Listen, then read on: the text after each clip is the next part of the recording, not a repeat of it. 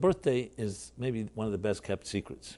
Your birthday, which once a year comes around. Many of us enjoy our birthdays. I have to be honest, there are people who don't. There are people who hate their birthdays. It's usually, unfortunately, sad. If you hear someone does not like their birthday, it's usually a sign of some form of abuse in their lives. Why would they hate their birthday? Because their birthday was a day where either they were reminded of by parents who didn't want them, who hurt them. It was a time when sometimes many people will, people who've been hurt will say, my birthday was the worst day of my life because everybody made believe like I was special, but they didn't treat me that way all year round, and I was supposed to pose for pictures and get gifts, that everything should look picture perfect. But beneath the surface, it was not that way at all. And some people have the same attitude to holidays and generally going home. But I'm just mentioning it simply to qualify. I want to address those that may find their birthdays not very meaningful or very pleasant.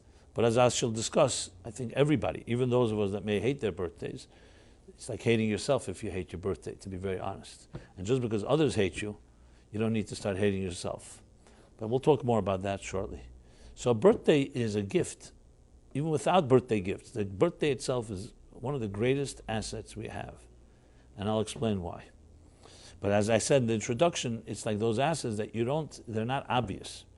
Most of us would think a birthday, okay, it's a nice day. To me, it's special. To people who love me, it's special. Once a year, everybody remembers that I'm around, hopefully. Send me gifts, birthday cards, different greetings, etc., etc. But there's a lot more to it than meets the eye. Because essentially, if you think about it, a birthday is really the moment and the day that you emerged from your mother's womb into this world. Now, you could say, well, what's the big thing about that? That's just a circumstantial, whatever, thing that happens. Everybody at some point emerges. But that's not the case. That's not how Judaism, and especially the mystics, see it. Because events like that are major. If you think someone says to you, what's the most special events of time in your life? So many people will say when they made a lot of money, when they found someone they love, they fell in love the first time. Different birthdays, not everybody will say is my special moment. Everyone will say, yes, I have a birthday. But would that be the most special moment? But the fact of the matter is, if you think about it, everything begins then. Your journey on this earth begins on your birthday. So is that a small matter? That's like the beginning of everything. If you could understand that point of departure, maybe everything else would be put into context. So the way to phrase it would be like this. The day you were born is the day when heaven and the cosmos determined that the world cannot exist without you. That's a very different way of looking at it, as just as someone popped out on earth. Or, as I put it in my book, you mentioned my book, you're talking about Torah Meaning for Life? Mm-hmm. Okay. So in Torah Meaning for Life, I have a chapter on birth, and in the beginning there's a quote. The quote is, birth is God saying, you matter. So if you think of it that way, it's a whole different story. It's not just some type of little thing. It's essentially the validation, the affirmation. The first time when you came to this world, first time when you were born, is when the world was given a gift called you. And it was very deliberate and very intentional. It's not an accident. So it isn't just a celebration of your parents who had a new child. And it's not just a celebration for family and for yourself. It's actually the whole universe celebrates. That's the way Jewish thought looks at the birth of every human being. Because it sees a human being, as the Bible puts it, as created in the divine image. We're not just another little detail. Created in the divine image. And that you play a role, an indispensable role in this world, and have an indispensable mission that you and only you can accomplish. And that's what your birthday is saying. That mission began the moment you were born. The moment you were conceived, the process began, but you were not yet functional then. You were not yet an independent entity until the moment when the umbilical cord is cut. And I know many of us have to cut that umbilical cord many times in our lives, figuratively speaking. But on a physical level, when you become an independent entity that breathes and eats and drinks on its own, even though you're still a vulnerable child, is your birthday. And the second thing that's important to remember, that in Jewish thought, the mystical thought, I've mentioned this many times, time is not linear, which means sometimes you hear the river of time, past, present, future, like a river. And the mystics explain that time is actually more like a cycle, or I should say even more accurate, a spiral. So a spiral means time it goes on an axis, and every year, when your birthday comes back to your birthday, it's not just you remembering you were born 10, 20, 30 years ago, whatever one's age is, but actually that moment goes back to the point in time, the point on that axis, in that cycle, in that spiral, when you were born, when everything is renewed. It's like the renewal of your mission then. So a birthday isn't just a commemoration, it's actually a recreation. And that's the same is true for the record for holidays. Rosh Hashanah, Yom Kippur, Sukkot, or any holiday. A holiday isn't just remembering something that happened. But every year Passover, or for that matter Purim, or Hanukkah, the events that happened the first time are happening again.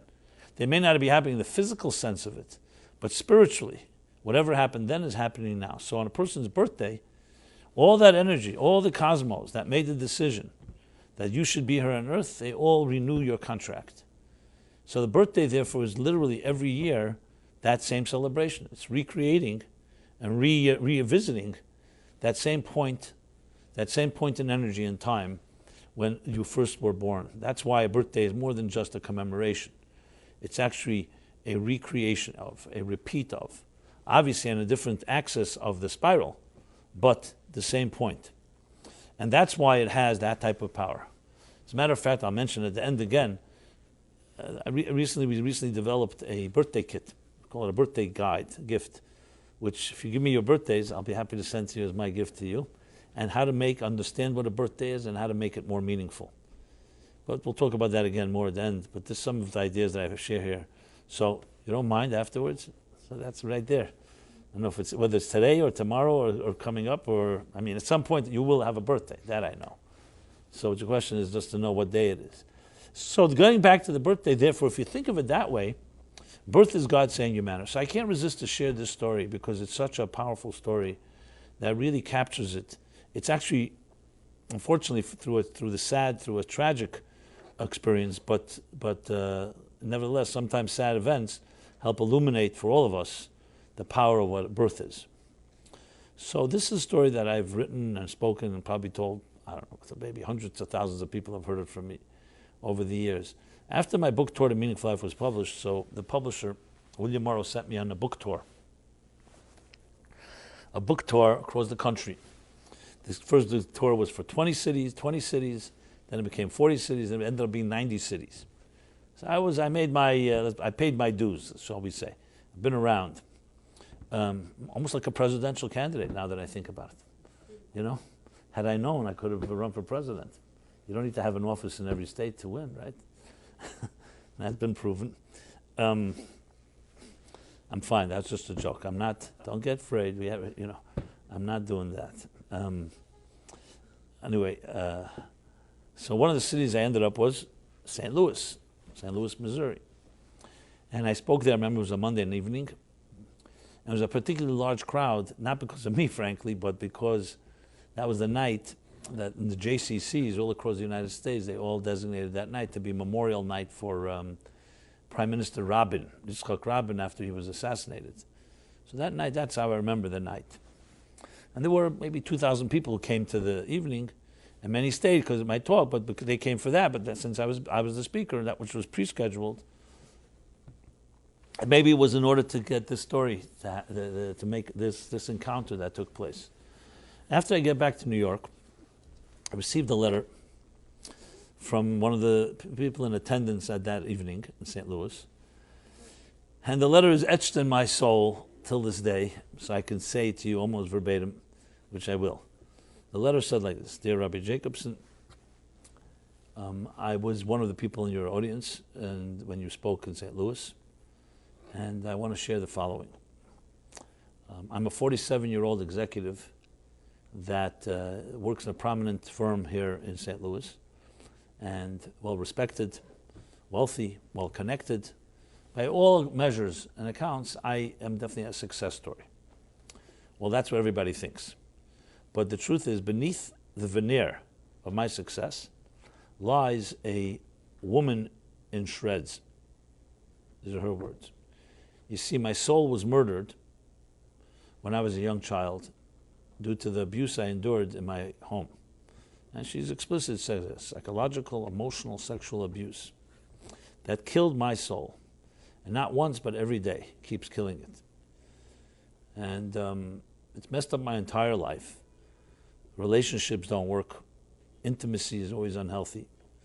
I don't trust. I constantly test people. They test me. It's a mess. I've tried different types of therapy. Nothing has worked. What do people like me do? People who lose inner control of their lives, so they create outer control.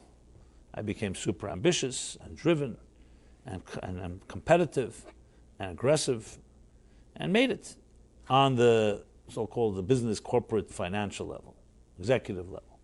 But it really doesn't do much. It just somewhat numbs the pain. And I've long given up hope. So what I do is I just breathe in every day and just take day by day. Often I feel suicidal, but I just take it day by day, and that's how I live. I don't really share this with anyone. I don't talk about it. But someone gave me a copy of your book, Toward a Meaningful Life. I'm Jewish, but unaffiliated. I never go to synagogue. I have no affiliations. One of the reasons is also because of what I grew up with. And I was just browsing. I was leafing through the book, and a line jumped out at me in the chapter on birth. The line was, birth is God saying you matter. That was the line. And I read it again. Birth is God saying you matter. And I read it a third time. Birth is God saying you matter. And suddenly, 47 years it took me to get to this point. Like a silver bullet between my eyes, something resonated, touched a very deep chord in the deepest part of my soul that told me that despite what others say, despite what my parents told me, that I'm an accident and reminding me how I'm miserable and how I'm worthless and I'm just a pain to them, despite what they did to me, despite what society tells us, that our value is no more than a statistic on someone's balance sheet, and that our value is based on our looks and youth and buying power and equity and performance. She probably added a few more things I don't even remember. Despite all that, I matter to the one that matters most. That's God. The mere fact that God put me on this earth, I gave birth, and I was born in the world. That alone is a vote of confidence that God said, I want you, I need you, you're indispensable. So no matter whether I accomplish something that day, whether I perform, whether I live up to someone's expectations, it doesn't matter. That's the only thing that matters. And then she concludes, and you can call this eloquent if it weren't under the circumstances, she writes, so though I have many years to heal, but for the first time in my life I have hope. Because I know what I need to do now.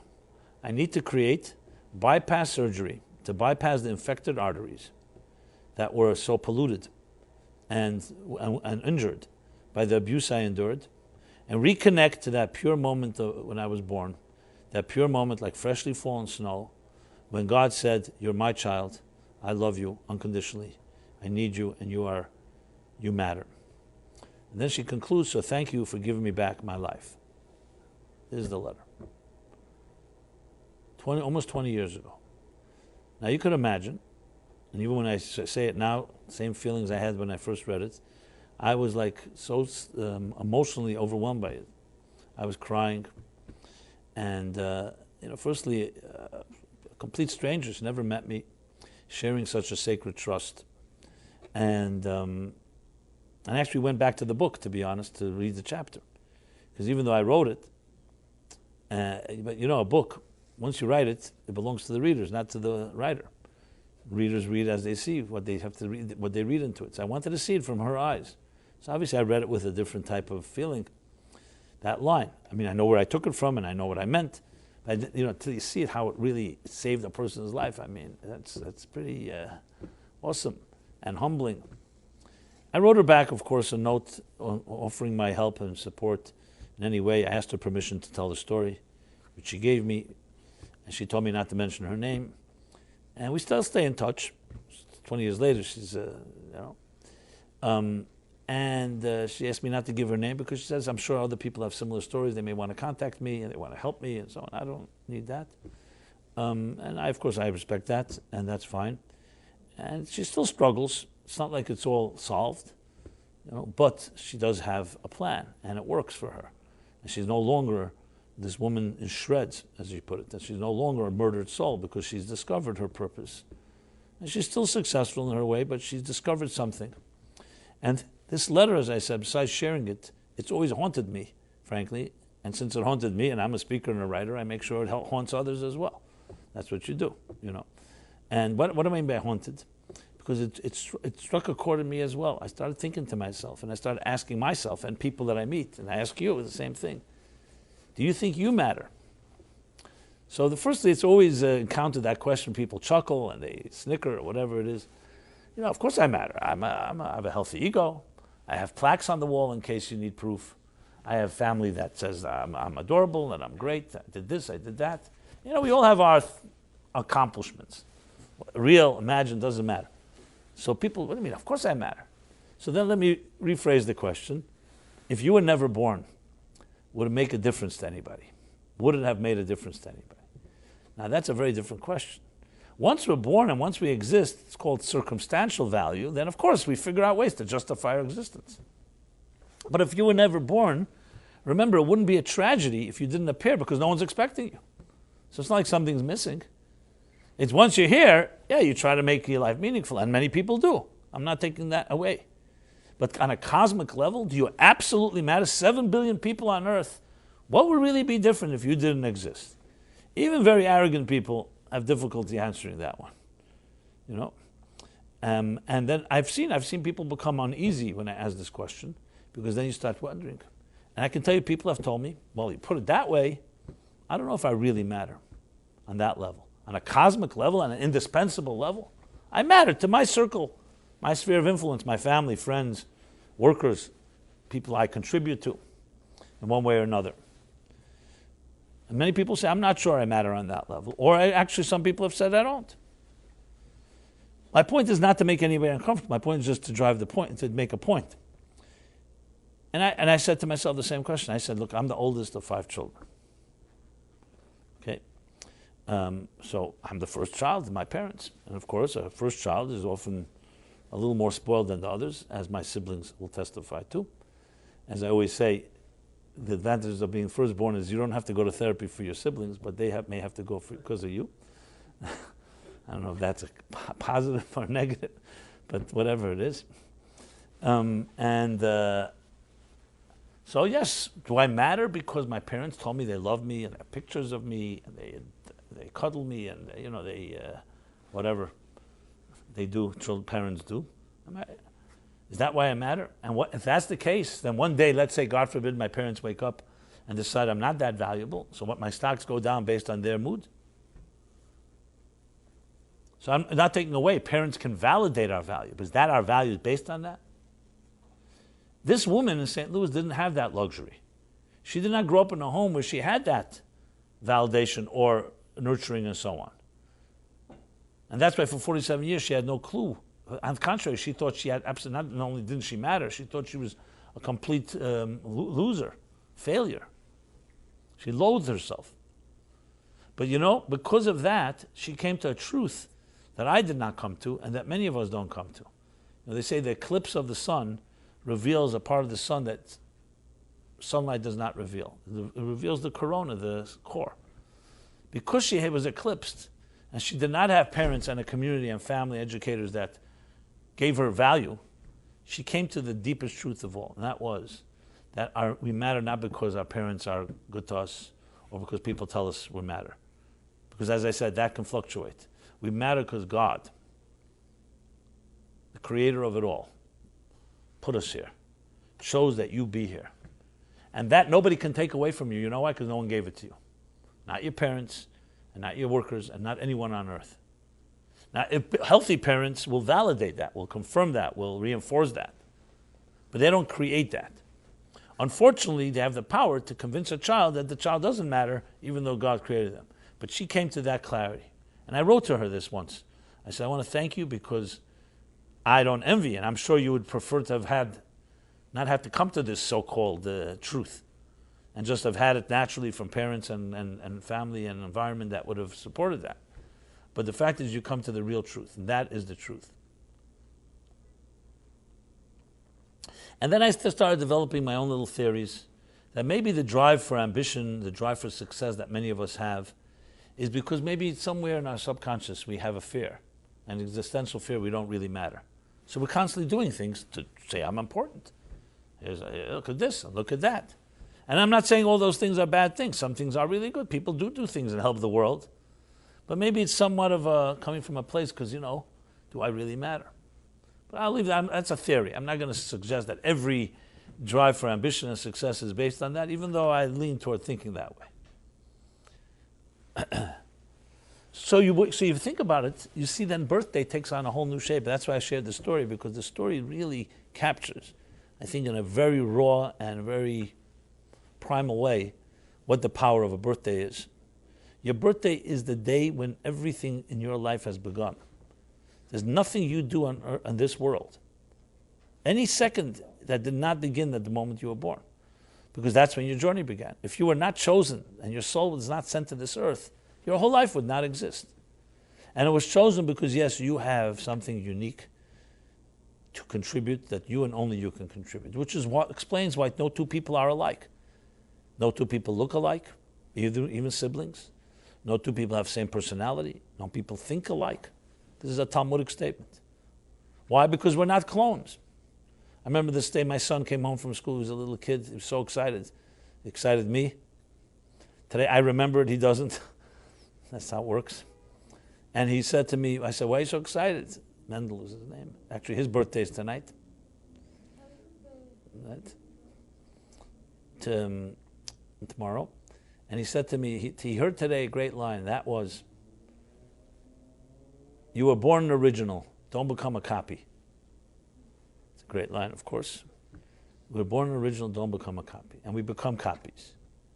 In Robert Frost's memorable poem, The Road Less Traveled, that most people choose the road most traveled on. He says, and I, as he says, two roads diverged in the wood, and I chose the road less traveled, and that has made all the difference. Now, it's all very cool. People love to say, I'm an out-of-the-box person, I'm a nonconformist, I take the road less traveled. If that was the case, that everybody's a nonconformist, then there wouldn't be any real pioneers. The fact is, it's not the case. We like to think we're out of the box and we think we're originals. But the fact of the matter, much more than we may imagine, I've talked about this a few weeks ago, we're deeply influenced, more than anyone even knows, by what others expect of us, what others think of us, the fear of what they will say if I do or do that, or not do something. You don't have many people that have that complete independent spirit. And some that do are not necessarily healthy either. They maybe go overboard the other way.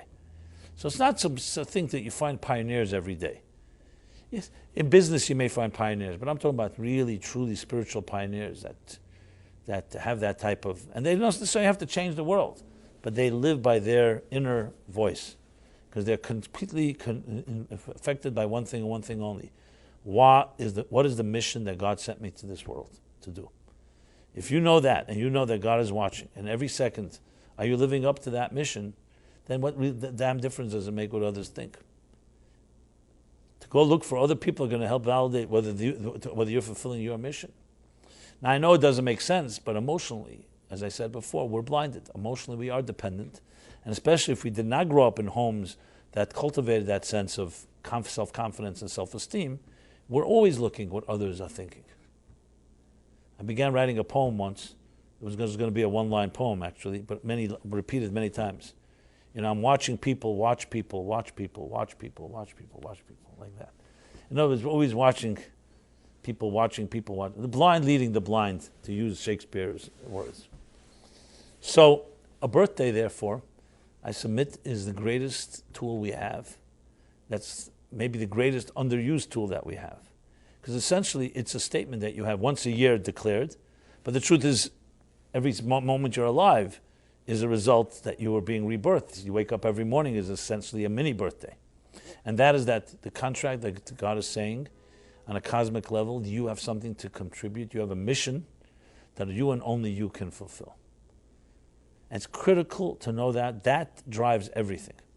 Because if you're completely confident in that, then that defines every... Because remember, if you don't really matter, then how can your choices and decisions and all your actions really matter? Which is what many people do have, that type of somewhat... It's a lingering, it's almost a subconscious feeling. It really matters what I do or don't do. It's like an ocean. Someone's going to drop another drop of water in the ocean, what difference will it make? They tell that analogy of a poor town, poor shtetl, and they heard the news that there was a great king, the great king of the whole empire was coming to visit this town of all towns. So all the poor people got together. We need to do something special for the king. What are we going to give him he doesn't have? He has everything. So they said they'll appreciate our gesture. So they decided they put a big barrel in the middle of the town, and everyone's expected to pour in a jug of wine. You know, they had wine.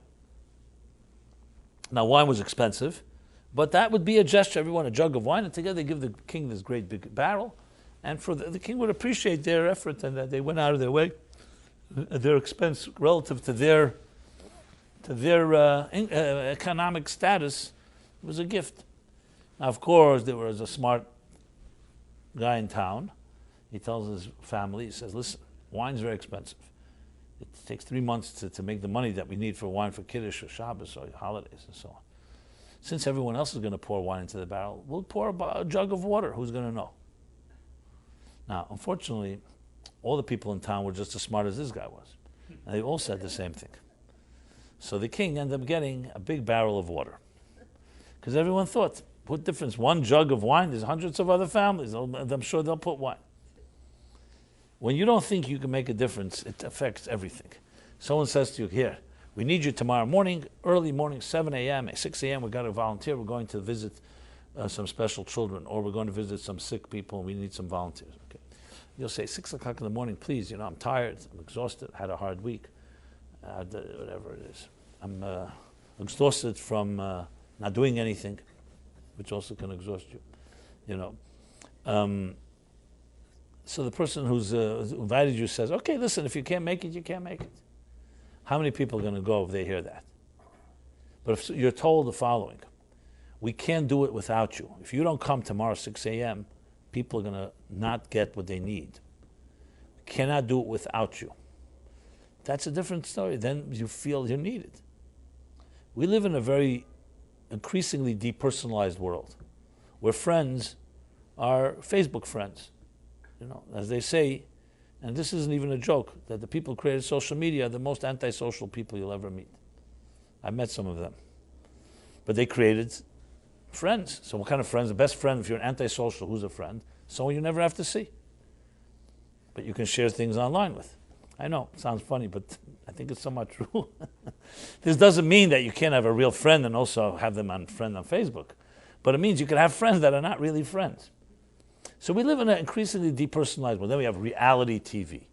Oh, you want some reality? We'll give you reality TV. That's reality. That's like someone says, someone's just taking a cup of Diet Coke. He says, how could you drink that? That's like fake. You have to have the real thing. What's the real thing? Real Coke. Like as if real Coke is real.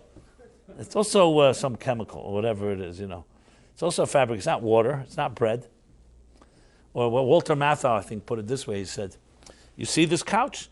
It's authentic imitation leather. You hear? Authentic imitation leather.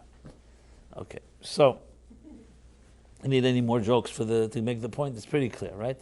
So we live in a world where it's sometimes hard to know where the lines blur between reality and fiction, especially in the latest period of time. Television is like, it's an entertainment.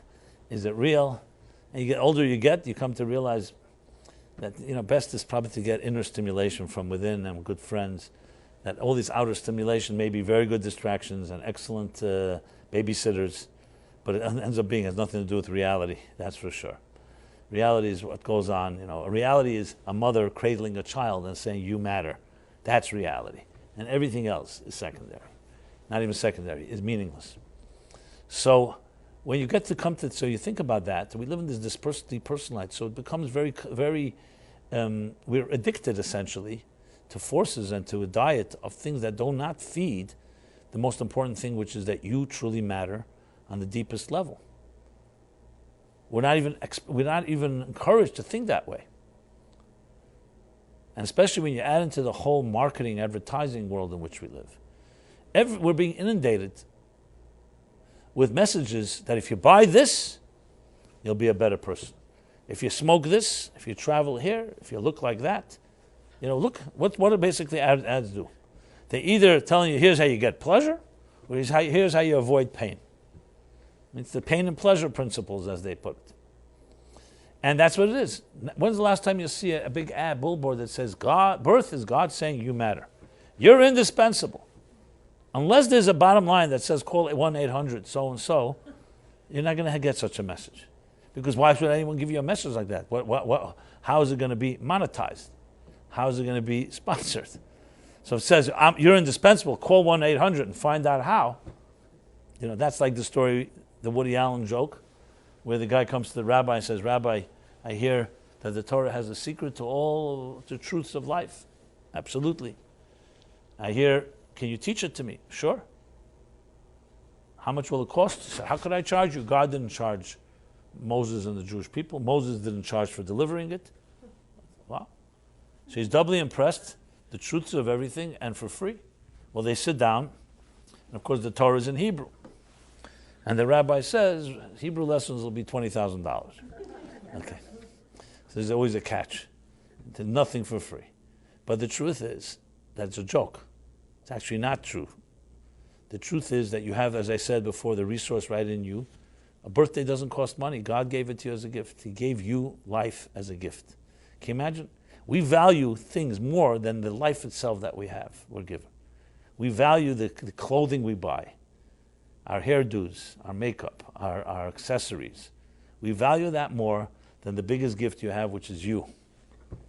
Because we live in a world that never talks about you and they don't celebrate you. They celebrate something to convince you that this will make you happy, and this will make you this, and this will do that, and this will make you diet, and this will make you, feel less depressed and less sad. Just look at everything that we are involved in. And I'm not saying everything is false, but no one ever says to you the biggest message, which is you are a divine entity in this world that has something to contribute that you and only you can contribute. That's a birthday, period. You don't even need more than that. Now, obviously, the next question everyone asks is, okay, so how do I find that mission?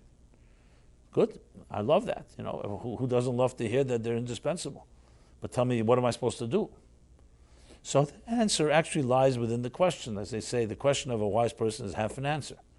What's the answer? If you're going to be completely controlled by all these messages and you don't have any space to think about your life, obviously you're not going to get very far. It's very nice to hear, to accept, okay, I'm indispensable, I've got a mission to say, but let me know in 10 minutes what am I supposed to do. And then the rest of your life you're back to the merry-go-round and the circus and the rat race that we're all involved in. There's no way that you can embrace your mission and your calling based on your birthday if you're going to go back to the routines that so trap us that have nothing to do with your life and your purpose in life. And that's the difficulty. If the message I shared here this evening was taught to children from young age, and every morning and every evening, but when they wake up and before they go to sleep, they were told, you were sent here, you're a gift. A mother and father and older siblings would say, you're a gift sent here by God, and you have something unique to contribute. And I'm here to help. I feel honored to be like a gardener, to help nurture and foster and cultivate your potential and your mission. We live in a very different world. But the message like that is not really heard by children. So now we're adults, and we have not heard that message. And we're adults that are already in a 90-mile-an-hour, we're driving 90 miles an hour. We're not like, you can't just stop everything, or at least we think we can't. I have a job tomorrow morning, that's very fine. I just saw a cartoon, a guy he's rushing to the train station with a briefcase. He sees a guru sitting in the corner there, and he goes over to the guru, listen, my train is in 8 minutes, can you tell me the meaning of life? That's not how it works.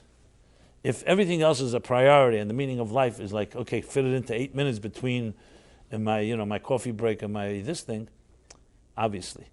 So that's the difficulty. How do you break the routine? How do you create the space? But today you hear this is already mindfulness is in today. Every few years it's another name, but essentially it's about creating space. And we don't need any new gimmicks. You got to simply do this. If it's important enough, you create space. See, that woman in St. Louis didn't have all these luxuries. For her, life was miserable every second. So she was desperate. And when you're desperate, you do things. And she found her answer, but not easily.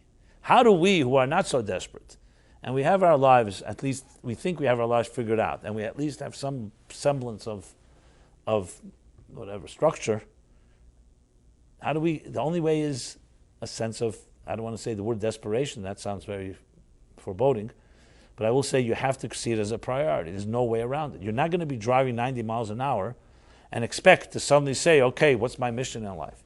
You're going to have to pause. So we have a thing for Shabbat. That's meant to be a day where you do pause. And you do try to put a stop to, as much as possible, to the material life in which you're immersed. Your work, your routines. And that is a time when we're supposed to be thinking, meditating, praying, and focusing on those priorities. But what happens most people Shabbos, even people who keep Shabbos, they bring their 6 days of the week into Shabbos and they're so exhausted that finally at least they could rest a bit. They don't use it as a time to, basically it's a time of like a pause in this big marathon. So now instead of 90 miles an hour, I've paused for a day. But then you're back to the 90 miles an hour. There has to be some point where you stop and say, I have to do something about this differently. And that nobody can force upon you. That has to be a priority. Now sadly, usually crisis, trauma, loss, and so on is the thing that jolts most people out of their routines because there's no choice. But I'm not suggesting we need to wait for that. It has to be that important. So a birthday is your gift, but you need to pay attention to it. It's not just, and that does not come with superficial commitment. It requires really thinking, but it's worth all the effort. You know why? Because it recalibrates your whole life based on your mission. Instead of your actions defining your calling should define your actions.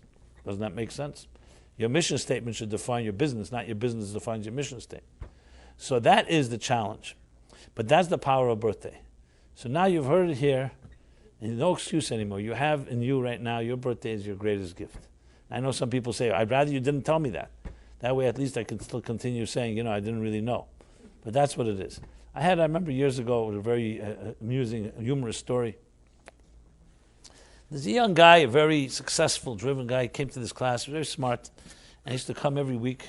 Then one day he calls me, he says to me, I've been coming to your class now for the last year and a half, almost every week. I really love it. It's changed so much how I look. But I have to tell you, because of your classes, I've lost my girlfriends. I've lost all the things, all this entertainment that I was so in. I was like, it's a hot shot. And your classes have forced me to go into places that I never think about. And really, my life has become a mess. I don't like going partying anymore. I don't like the superficial stuff. So I have to tell you, this was a serious call. That, no offense to you, but you're not going to see me. I have still some young years in my life. Once I retire, I'll get back to you and introspective life. I need to get, this is what he told me. I couldn't stop laughing. I said to him, I think this is the most gratifying call I've ever received, I told him. I said, why? He said, because I really feel great to make you miserable. And how many people can say, I feel great at making you miserable? Or they say, I make happy people miserable and miserable people happy. It's a good calling card. Good pickup line. So anyway, so I said, listen, I'm not here to tell you what to do.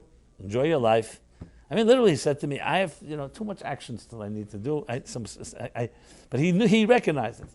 And I smiled to myself. I said, let's see what happens. Well, something around 4 or 5 months later, he shows up. And I didn't say names. I told the story. And I said, there's a guy, I don't know if I'll ever see him again. He was sitting there in the back. So I talked to him afterwards. He says, I couldn't stay away. It's impossible. He says, once you hear it, it's very hard. He says, I've been pushing it away. I have to find a way to balance the two. Anyway, at least the guy was honest, which I appreciated. But what he did was, I know what he did. He was a very good-looking guy. And, he was this sexy dude type of guy.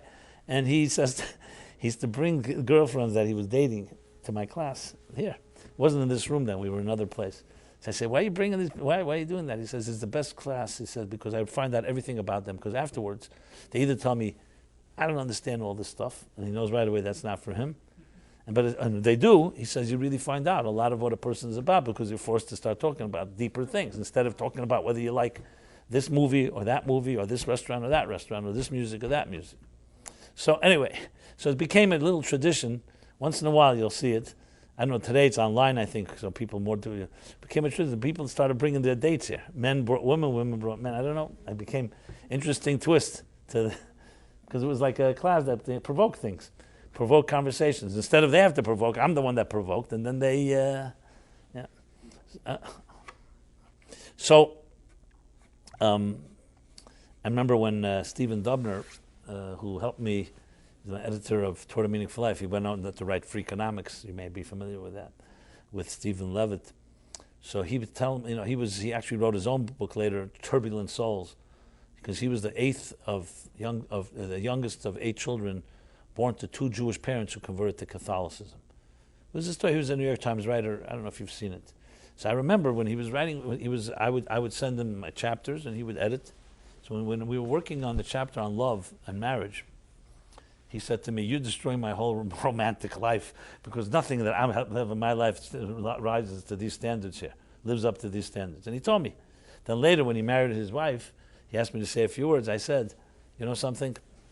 There's a man here, the man who's getting married, would not be marrying this woman had he not been working with me and discovered a higher standard for love and marriage." Anyway, that's so sometimes it's good to higher the bar, as they say. Raise the bar, right? Very good.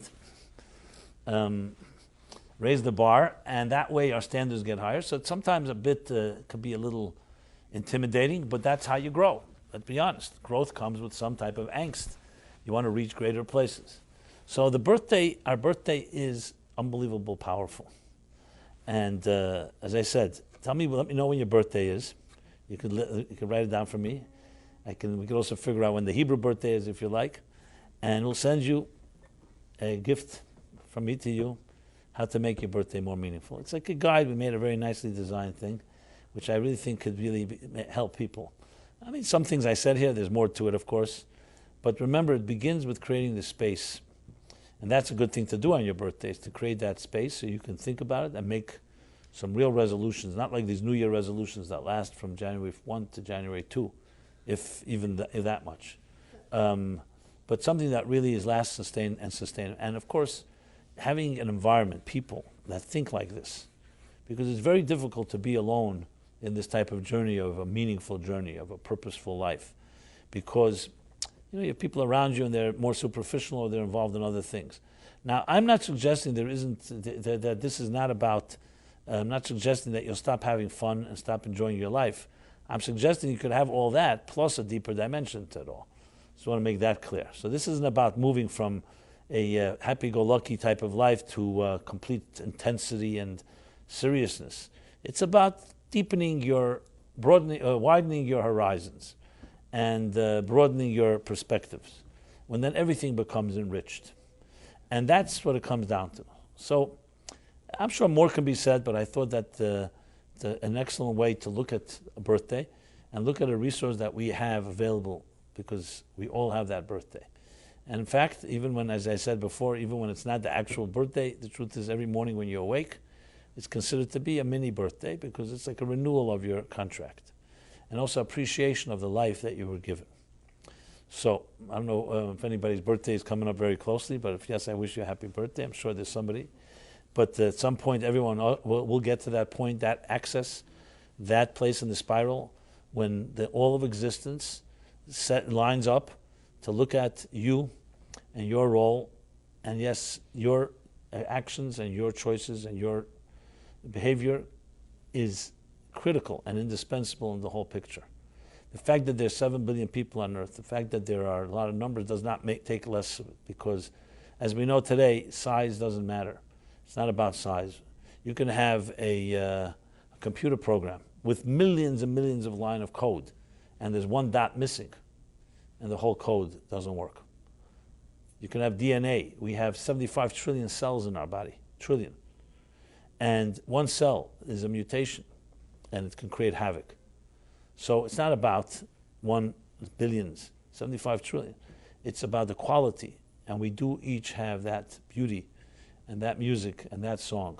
And I always, Oliver Wendell Holmes in The Voiceless says, alas to those that die with their song still inside them. When you're born, a new song entered this world, a new melody. And unfortunately, that melody often remains undercover. And yes, some people die with the song still inside them. Your birthday is meant to remind you that you should not. You should access that song. And that song is more than just a song. It's a song, it's a symphony. And it's a symphony that goes through your whole life in all its colors and hues and shapes and forms. But it's yours, and it's your mark that you make, that yes, birth is God saying you matter. So everyone have a very blessed week. And you matter even now, not just on your birthday. It's all year round. It's just the birthday is the beginning of the contract. And we should all have a blessed week and blessed until next Wednesday. If I could be of any help, the Meaningful Life Center, that's what we're driven by. Birth is God saying you matter. Meaningful life. Please be in touch with us, and please do leave me your birthdays. Everyone online as well. If you just email us your birthday, I assure you that you'll receive a personal gift from me, from all of us, that can help make your special day even more special. Thank you very much. And I will give you the secret. My birthday was yesterday. What age? I'll let you figure that out. I feel 17, but as you can imagine, I'm not 17.